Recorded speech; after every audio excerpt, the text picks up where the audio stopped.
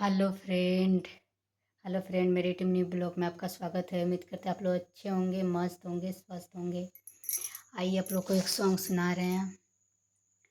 अच्छा लगे तो कमेंट कीजिएगा, सब्सक्राइब कीजिएगा, शेयर कीजिएगा। खेसारी भैया का गाया हुआ सॉन्ग है, आज भी चलता है, हिट भी रहा है। कहना है हसेल तू ही, हसावेल तू ही, हसेल तू ही, हसावेल तू ही, दर दर के ठोकर खियावेल तू ही, दर दर के ठोकर खियावेल तू ही, रोवेल तू ही, रोवावेल तू ही, रोवेल तू ही, रोवावेल तू ही, दर दर के ठोकर खियावेल तू ही। अर्जुन की बेटा रहले वीर पहलवान हो, समय के कारण कैले युद्ध के घमासान हो।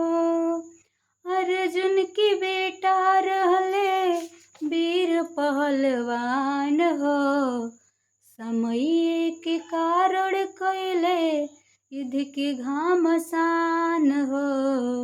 बिगाड़ेल तू ही, बनावेल तू ही, बिगाड़ेल तू ही, बनावेल तू ही, दर दर के ठोकर खियावेल तू ही, दर दर के ठोकर खियावेल तू ही।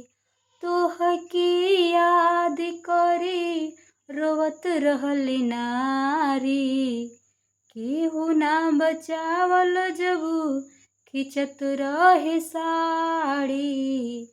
तोह की याद करी रोवत रहली नारी, केहू ना बचावल जब खिंचत रहे साड़ी। खींचेल तू ही, ओढ़ावेल तू ही, खींचेल तू ही, ओढ़ावेल तू ही, दर दर के ठोकर खियावेल तू ही, दर दर के ठोकर खियावेल तू ही। हसेल तू ही, हसावेल तू ही, दर दर के ठोकर खियावेल तू ही, दर दर के ठोकर खियावेल तू ही।